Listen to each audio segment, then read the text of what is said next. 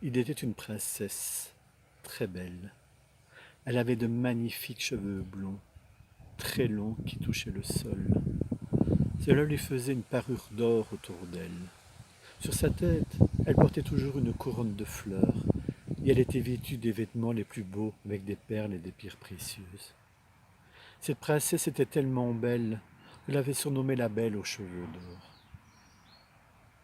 Elle avait eu beaucoup de prétendants, des rois, des princes, des nobles, qui l'avaient demandé en mariage, mais chaque fois la princesse avait dit non. Un jour, le roi du pays voisin, qui avait vu son portrait, la trouva tellement belle qu'il voulut également l'épouser. Alors il fit de beaux cadeaux et les donna à son ambassadeur pour qu'il aille trouver la princesse. Mais celle-ci refusa également. Le roi qui avait déjà préparé la fête du mariage, qui avait fait les plus beaux atours, les plus beaux meubles, qui avait embelli la ville, qui avait tout fait pour donner la grande fête, fut extrêmement déçu et ne comprenait pas pourquoi elle avait refusé. Il en fut bien triste. Le roi avait un ami qui était très beau et très agréable à regarder et en même temps très spirituel. Cet ami, qu'on avait appelé Avenant, tellement elle était agréable à regarder, disait tout le temps: Ah, si c'était moi qu'on avait envoyé auprès de la belle princesse aux cheveux d'or, elle aurait dit oui, et je l'aurais ramenée auprès de notre roi. Mais certains courtisans étaient jaloux et déformèrent les propos auprès du roi et dirent: Sire, vous avez entendu ce traître. Il prétend qu'il aurait pu ramener la princesse et qu'elle serait tombée amoureuse de lui et non pas de vous. Le roi les écouta et fut extrêmement fâché. Il fit venir Ravenant et puis le jeta en prison dans une grande tour froide, humide et sombre. Le pauvre garçon n'avait que du pain noir à manger et un filet d'eau. Mais un jour que le roi se trouvait près de la prison, il entendit les lamentations d'Avenant. Le pauvre garçon se plaignait et ne comprenait pas pourquoi il avait été jeté en prison alors que tout ce qu'il voulait c'était le bonheur du roi. Et malgré les mauvaises langues, le roi regretta de l'avoir jeté en prison et le délivra. Et lui dit: Avenant, veux-tu toujours aller trouver la princesse et lui demander ma main, sa main pour moi? Avenant dit: Oui, je ferai tout ce que vous voulez, sire. Alors le roi lui voulut lui donner aussi les plus beaux présents, mais Avenant dit: Non, non, sire, c'est inutile. Donnez-moi simplement quelques feuilles et une plume, et j'écrirai vos éloges le long de la route. Le roi fit ainsi. Avenant partit sur les routes. Près d'une rivière, il s'arrêta pour se désaltérer, et quelle ne fut pas sa surprise de trouver une magnifique carpe à l'agonie sur une berge. Celle-ci avait essayé d'attraper quelques moucherons, avait sauté trop haut dans l'air et était retombée sur l'herbe. Alors Avenant, n'écoutant que son bon cœur, la prit dans ses mains et la remit dans l'eau. La carpe fut tellement joyeuse de retrouver son élément naturel qu'elle lui dit: Avenant, je me souviendrai de ton geste envers moi. Avenant continua son chemin. Il traversait une clairière et vit dans le ciel un aigle qui chassait un corbeau. Le corbeau était affolé, volait dans tous les sens. Alors Avenant prit son arc, tira une flèche et tua l'aigle. Le corbeau vola près d'Avenant et lui dit: Avenant, je me souviendrai de ton geste. Merci. Avenant continua, arriva dans une forêt sombre. Il entendit un ululement plaintif. Il finit par découvrir un hibou prisonnier d'un filet. Alors il prit son couteau, coupa le filet. Le hibou tout content lui dit: Avenant, je me souviendrai de ton geste. Merci. Avenant finit par arriver au château de la Belle aux cheveux d'or. Il avait écrit tous des poèmes et de beaux mots pour plaire à la princesse sur son roi. Mais la princesse dit non, je ne me marierai pas. Avenant était bien déçu et se demanda pourquoi. Mais Avenant était tellement beau et sympathique, spirituel, que la princesse lui dit: Je vais te dire mon secret. Il y a plus d'un mois d'ici, en allant me promener près de la rivière aux remous très sauvages, j'ai perdu ma bague dans l'eau et personne ne peut la retrouver. Si tu parviens à la récupérer, alors je te suivrai, j'épouserai ton roi. Avenant partit près de la rivière, mais celle-ci était tellement démontée et furieuse qu'il se dit mais c'est impossible. Comment vais-je pouvoir retrouver une bague perdue depuis plus d'un mois dans une eau aussi tumultueuse? Il regarda quand même le long des berges, mais évidemment il ne trouva rien.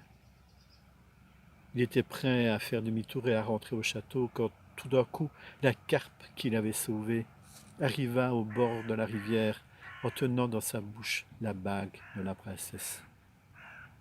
Avenant la prit et la carpe lui dit: Je te remercie pour le geste que tu as fait l'autre jour envers moi. Voici la bague de la princesse, je te la rends.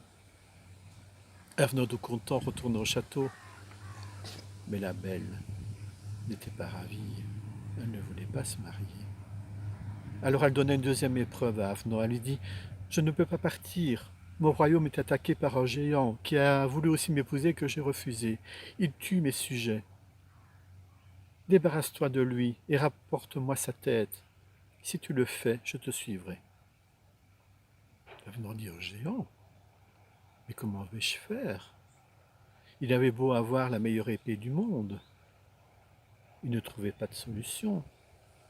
Il alla quand même trouver le géant qui rit en le voyant. Avenant avait beau le piquer dans les mollets, le géant riait, ça ne lui faisait rien. Mais à un moment donné, le corbeau qu'Avenant avait sauvé vient se poser sur la tête du géant et lui creva les yeux.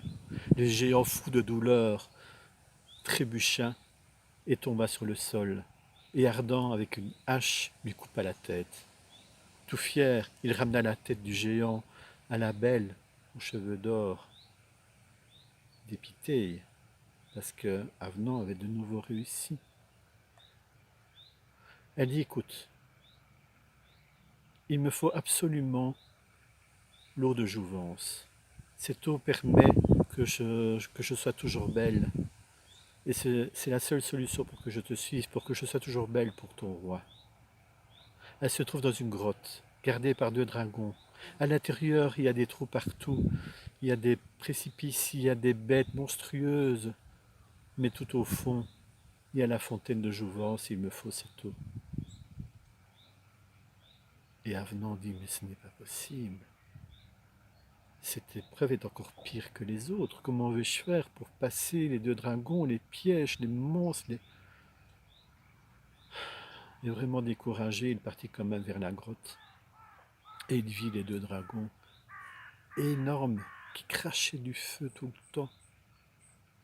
Et il était là à s'apitoyer sur lui-même, quand le hibou qu'il avait sauvé défilait, vint près de lui et lui dit: Avenant, je connais tous les passages de cette grotte. Donne-moi la bouteille, je vais la remplir pour toi. Avenant le lui donna, et quelques minutes plus tard, le hibou revint avec une bouteille chargée d'eau, remplie d'eau. Alors, Avenant, tout joyeux, retourna près de la princesse, qui n'eut pas d'autre choix cette fois que de le suivre.